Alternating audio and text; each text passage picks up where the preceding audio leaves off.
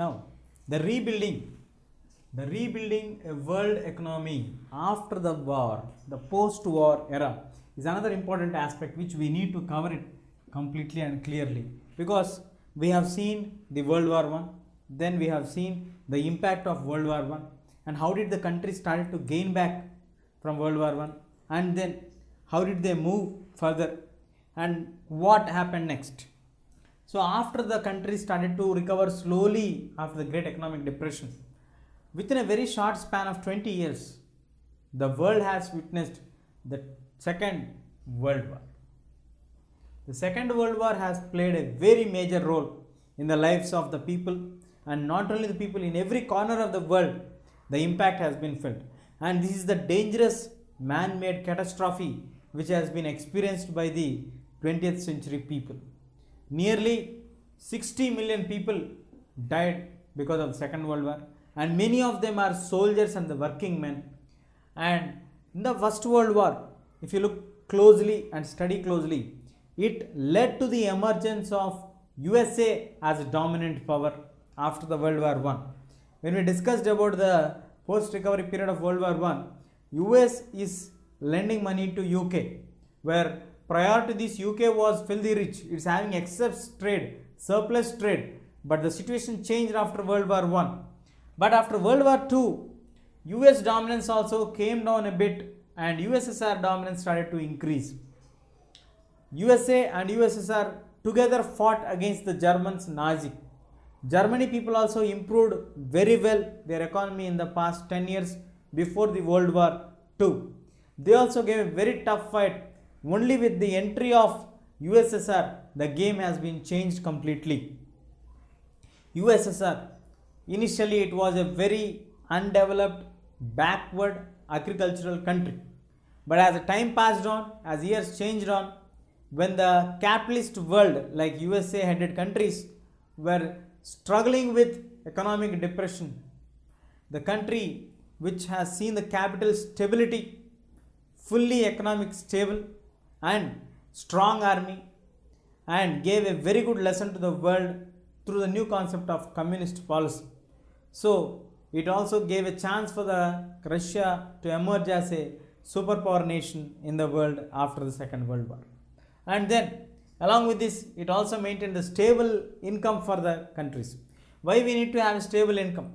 After the Second World War, many of the experts who studied the detailed procedure, reasons and pros and cons of the World War II, they were able to understand that some things are compulsory to have a global market, a full income, full employment, then only we would not fall into the economic depression. Otherwise, we will definitely fall into the economic depression. So then, the two major lessons what we learned is, first one from the Second World War is stable economy should be maintained, and then full employment. How can you maintain a stable economy in a country?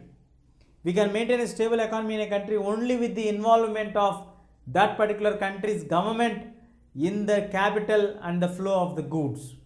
This is another important understanding of Second World War. So then they realize that government's role is crucial not only in income but also in providing employment opportunities to all of its citizens. And like this understanding, the UN Monetary Financial Committee conference was held at New Hampshire in USA in July 1944 in order to understand, discuss and to have a stable economy.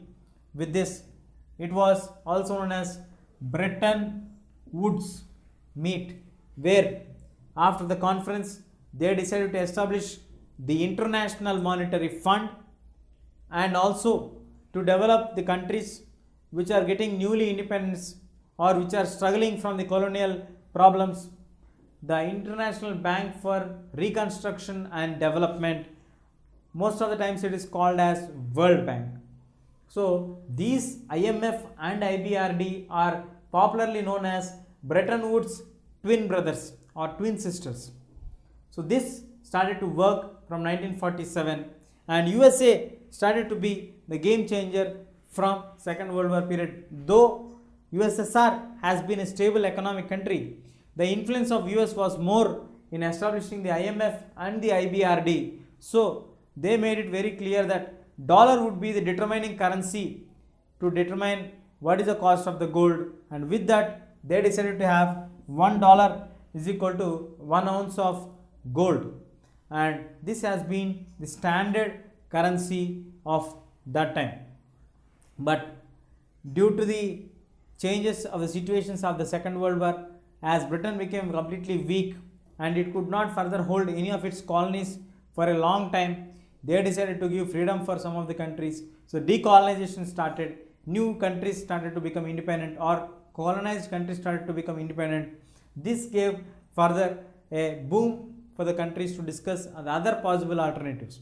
Now once the countries are becoming independent, the newly emerging countries are having a very difficult and tough task in front of them. That is how to fill or how to eliminate poverty from their own countries who have been facing the colonial dominance from hundreds of years.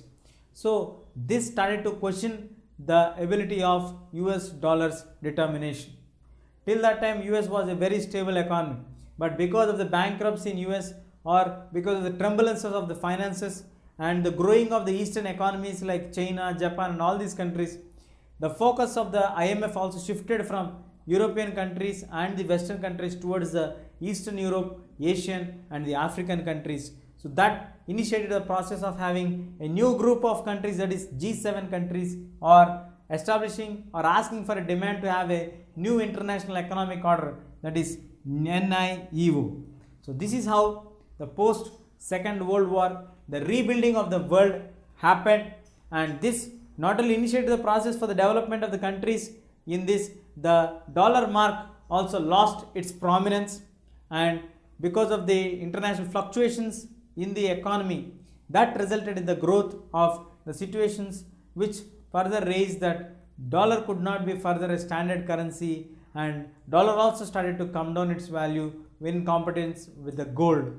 That's how the new international economic order has been placed. And many of the colonial master countries, even though for namesake they have given freedom for the colonial group countries, but for the most of the times they only used to control all the natural resources of the countries and keep under their name. Even US used to control many of the other countries' oil reserves for a very longer period of time.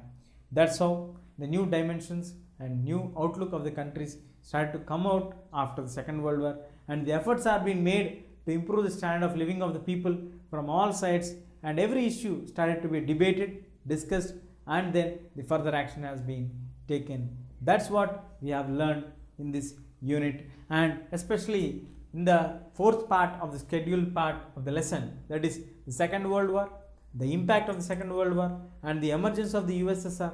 The stable income is the most important understanding of the Second World War, and the full employment also should be taken by the responsibility of the government. These two ideologies gave to have a international summit, that is United Nations Monetary Financial Conference was held, and this was headed by USA, held in USA only in the New Hampshire, and then Bretton Woods twins or brothers were introduced, that is IMF and the IBRD.